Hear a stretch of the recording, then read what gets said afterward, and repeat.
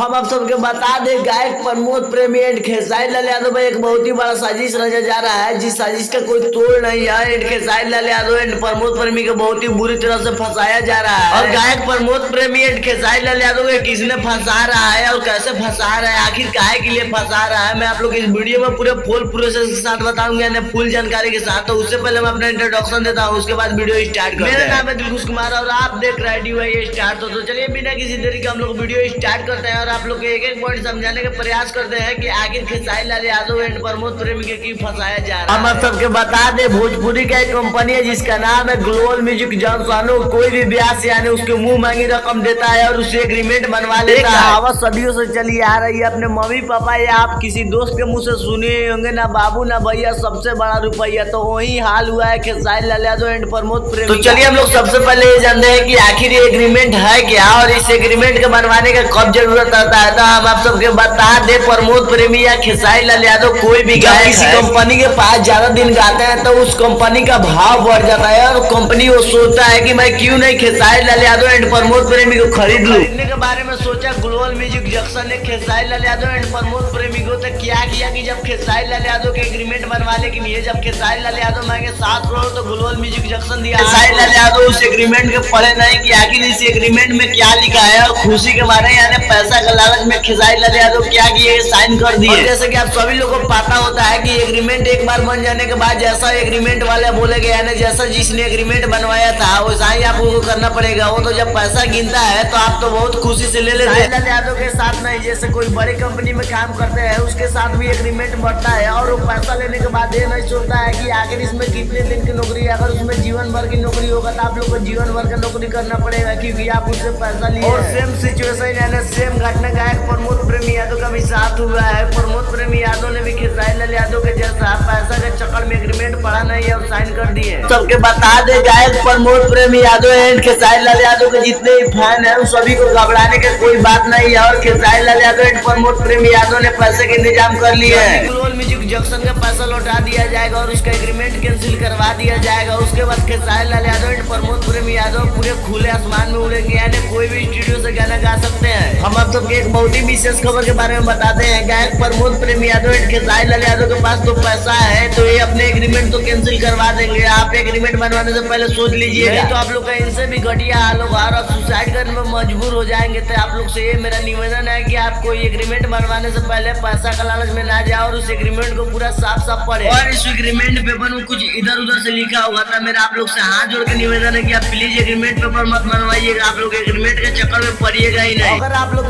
मेरा इन्फॉर्मेशन सही लगा होगा तो प्लीज आप हमारे वीडियो को लाइक और चैनल को सब्सक्राइब जरूर कर दीजिएगा। चलिए मिलते हैं किसी और वीडियो में, तब तक के लिए बाय बाय, जय हिंद जय भारत।